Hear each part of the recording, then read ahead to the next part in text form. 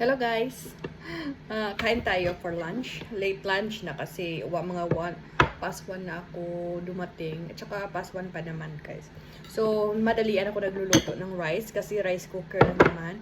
At saka yung pork na sabaw. Kasi ano na talaga ang panahon ngayon guys, malamig na. So, kailangan may sabaw. So, hindi pa kami nakapunta sa Hanslow para bumili ng anong tawag nun, yung beef.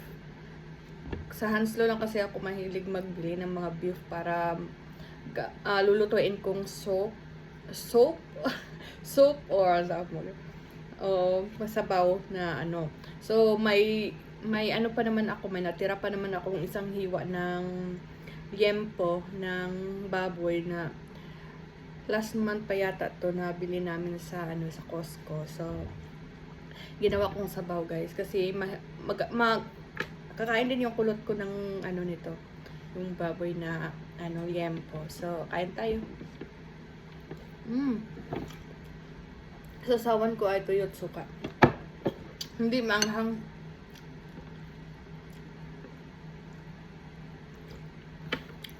Sarap ng sabaw. Magluto sana ako ng ng bilo-bilo.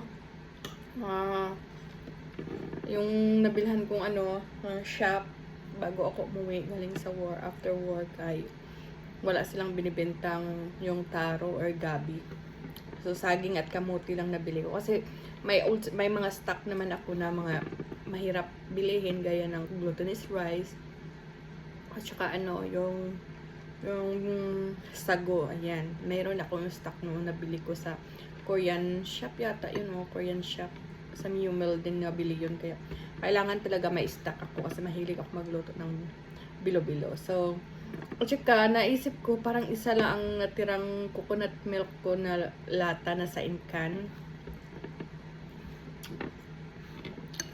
Pwede naman na walang guys, walang gabi, pero gusto ko yung may gabi.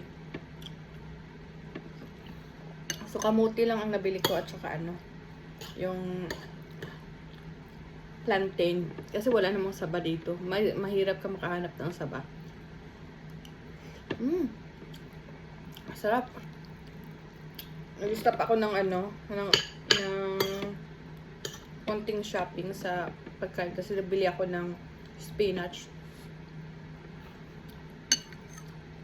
Umaga uwi yung partner ko, punta kami ng Hanslow, bibili kami ng yung beef na may buto. Gusto ko talaga yung may buto guys kasi parang malasa yung may buto. Kumain na ba kayo guys? Bago ako magsundo ng aking kulot ay kakain muna ako kasi nagluto ako ng kanyang chicken wings. Kaya may makain siya pagdating. Kasi maaga sila nag-lunch sa school, mga 11:30 yata. Kasi syempre gutom na yung mga bata pag uwi. May taba. Sarap. Sausaw sa suka at tuyo.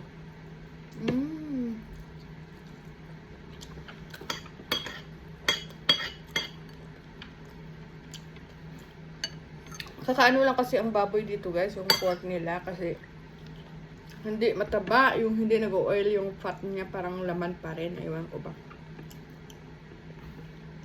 Sarap. Yun tayo. Sarap talaga ng sabaw. Madalian. Diba? So, hindi ko na kayo kasi nagmamadali ako.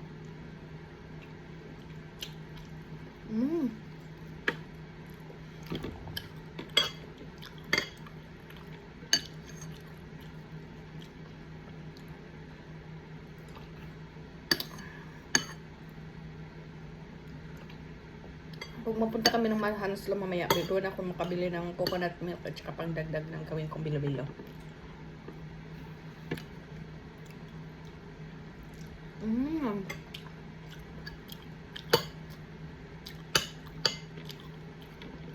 Gutom ako guys kasi hindi ako nag-breakfast kasi pag nag-work lunch lang ako kumakain. yung buto.